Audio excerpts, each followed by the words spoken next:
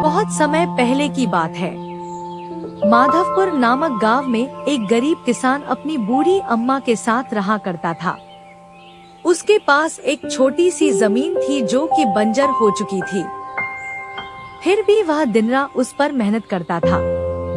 मोहन बहुत ही मेहनती और ईमानदार था। वह एक आत्मविश्वास से भरा हुआ व्यक्ति था जिसे ना हालातों से डर लगता था ना ही लोगों की बातों से। हर दिन सूरज उगने से पहले ही वह उसी आत्मविश्वास के साथ उठता और अपने खेत की ओर बढ़ता जहां सिर्फ बंजर जमीन थी, लेकिन उसके सपनों की हरियाली छिपी हुई थी। उसे यकीन था कि एक दिन उसकी मिट्टी उसे जरूर जवाब देगी, सोने जैसी फसल बनकर। ओ बेटा मोहन, तेरे लिए मैंने जमींदार से बात कर ली है। वो तुझे अपने पास काम पर रख लेंगे। तू भी जाकर उनसे एक बार बात कर ले बेटा। अब हमारे बस की बात नहीं रही। कम से कम वहां रहकर तू अपना गुजारा तो कर पाएगा। मुझे तेरा बहुत ख्याल है मोहन, इसलिए यह कदम उठाया।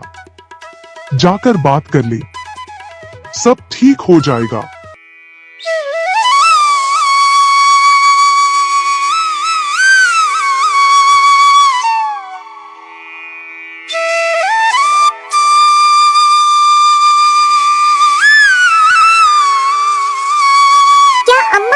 क्यों बात की वहाँ? मैं नहीं जाऊंगा। हमारा खुद का खेत है तो मैं दूसरों के पास क्यों काम करने जाऊं? मैं गरीब सही मगर खुददार हूँ। मैं अपनी मिट्टी में पला हूँ, उसी में पसीना बहाऊंगा। चाहे जितनी भी मुश्किल हो अम्मा, मैं अपनी ही जमीन पर मेहनत करूंगा। किसी और की नौकरी नहीं करूंगा। अरे मोहन, उस बंजर जमीन में क्या उगाएगा तू? वो जमीन अब बिल्कुल बेकार हो गई है बेटा। ना उसमें नमी बची है ना जान। तू अपनी जिंदगी यूं ही जाया कर देगा। उस जमीन को संवारते संवारते मैं जानती हूँ तेरा हौसला बड़ा है, पर बेटा हौसले से पेट नहीं भरता। तू मेरी बात मान ले। वो जमींदार कम से कम तुझे रोज की रोटी तो देगा। अपनी जिद छोड़ दे बेटा।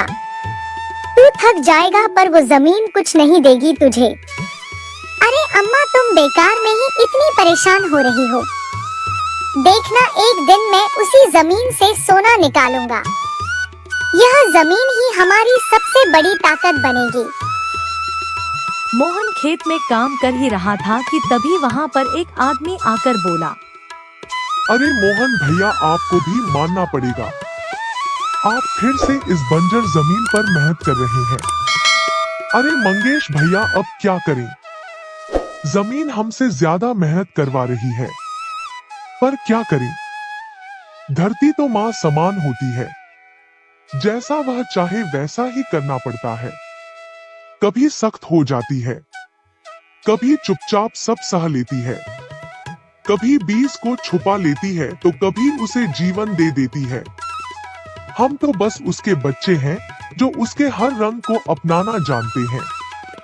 थक तो जाते हैं भैया, पर जब मिट्टी की खुशबू आती है ना तो सारी थकान उतर जाती है।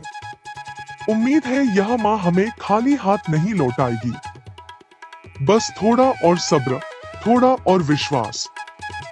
आप जैसा मूर्ख तो मैंने आज तक नहीं देखा भैया। क्या सोचते हो आप? दुनिया कहां से कहां पहुंच गई और आप अब भी उसी बंजर जमीन से उम्मीद लगाए बैठे हैं। मोहन के पास उस आदमी की बातों का कोई जवाब नहीं था।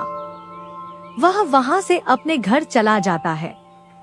जब दोपहर को मोहन थक हार कर घर पहुंचता है तो देखता है कि माँ बुझे हुए चूल्हे के पास चुपचाप बैठी है।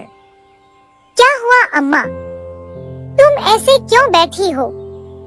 खाना क्यों नहीं बनाया? क्या बात है?